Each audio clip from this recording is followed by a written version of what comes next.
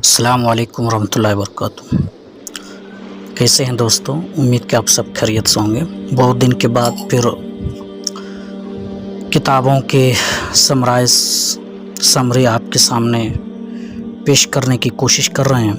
تفصیلی کتاب جس کا نام ہے، آج مولانا محمد اسحاق بھٹی حافظہ رحمہ اللہ کی کتاب بر صغیر میں اہل حدیث کی آمد، اس کے بارے میں ہم بات کریں گے۔ دوستو، بر صغیر میں کتاب و سنت کو اپنے لائق اتباع قرار دینے والے سرفروشوں کا گروہ تمام تر مسلکی گروہوں میں سب سے زیادہ مظلوم رہا ہے۔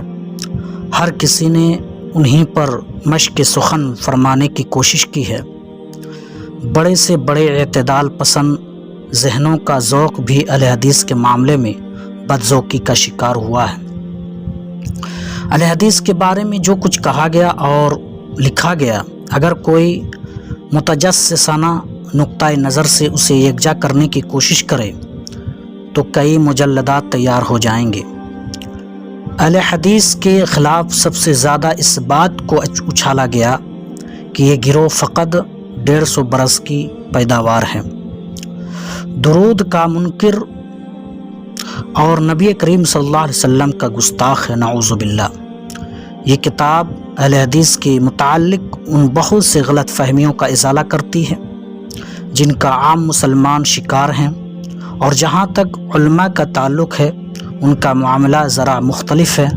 وہ جب بھی اپنے ذاتی گروہی مفادات کی سطح سے بلند ہو کر اہل حدیث کے بارے میں سوچیں گے تو یہ ماننے پر مجبور ہو جائیں گے کہ یہ تو خالص اسلام کی دعوت ہے جس کا کام مرکزی نقطہ شافع روز محشر صلی اللہ علیہ وسلم کی بلا شرکت غیر اطاعت و فرما برداری ہے۔